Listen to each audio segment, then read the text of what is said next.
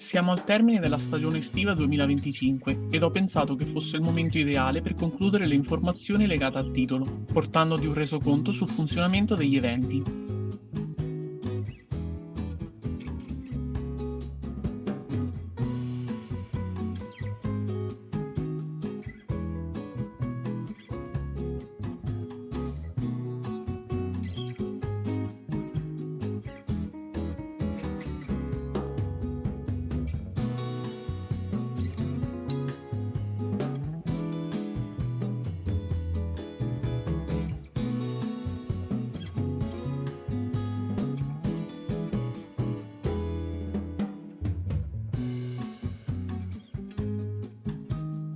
Come prima cosa, accade sempre l'incontro con un PNG di riferimento che si presenta in pizzeria per introdurre sia l'argomento che il luogo.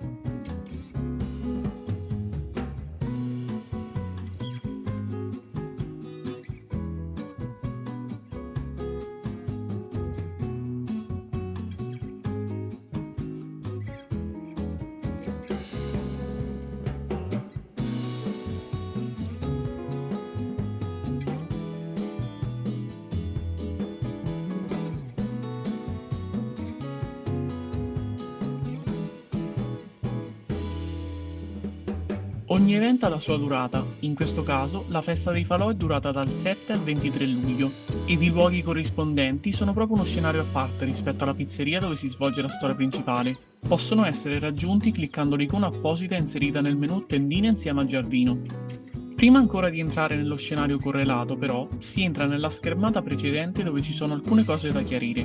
Innanzitutto, diamantini e pizzadollari rimangono nell'interfaccia ma sono affiancati da un'icona che in questo caso è il cono gelato. Quest'ultimo si ricarica nel tempo ed ha un massimo di 50 unità e rappresenta la disponibilità che si ha di accedere ai vari livelli, i quali costano dai 15 coni gelato in su. Ogni livello ha una difficoltà maggiore rispetto al precedente ed ognuno ha i suoi requisiti per essere completato con 3 stelle. Ma non solo, vengono anche offerti dei vantaggi che scadranno al termine dell'evento. In questo caso, per darti un'idea, lo psichico garantisce la possibilità di chiedere cosa senza conseguenze. Il collezionista di icone garantisce la raccolta automatica delle icone bonus.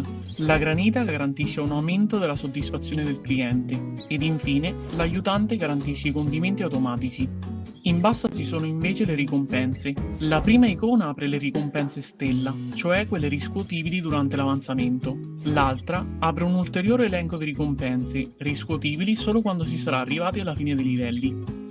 Lo scenario di questo evento si presenta come una postazione ambulante con vista su una porzione di spiaggia. L'interfaccia è molto simile a quella della pizzeria, però presenta piccole differenze. Qui verrà riportato non il giorno, ma il livello in cui ci si trova. Qui verrà riportata la solita icona della soddisfazione del cliente, mentre tra loro viene aggiunto il conteggio della clientela in arrivo per il livello corrente. Dall'altro lato le impostazioni ed il segmento del punteggio. Sotto invece ci sono i requisiti del livello ed il ricettario. Quest'ultimo include alcune ricette, come avocado e mix tramonto, che non sono incluse né possibili nella partita principale perché gli ingredienti sono limitati all'evento. La clientela si comporta come già visto, ma è un'opportunità per incontrare facce nuove. Infatti esiste una carrellata di PNG specifici, i quali possono essere sia introdotti per la prima volta che riproposti dalle stagioni precedenti.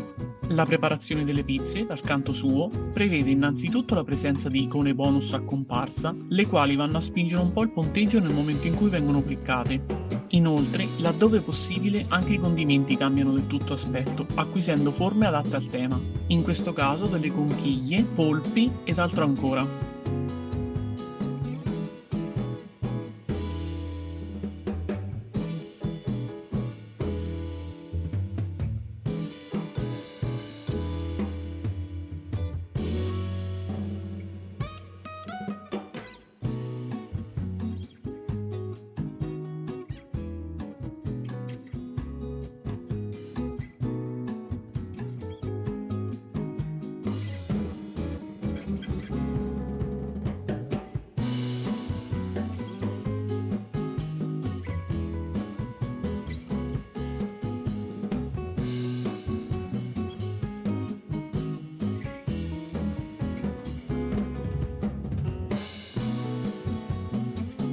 Le informazioni che ho messo insieme terminano qui, ma ti ricordo che se ti interessa sul canale troverai ulteriori contenuti riguardanti il titolo e non solo.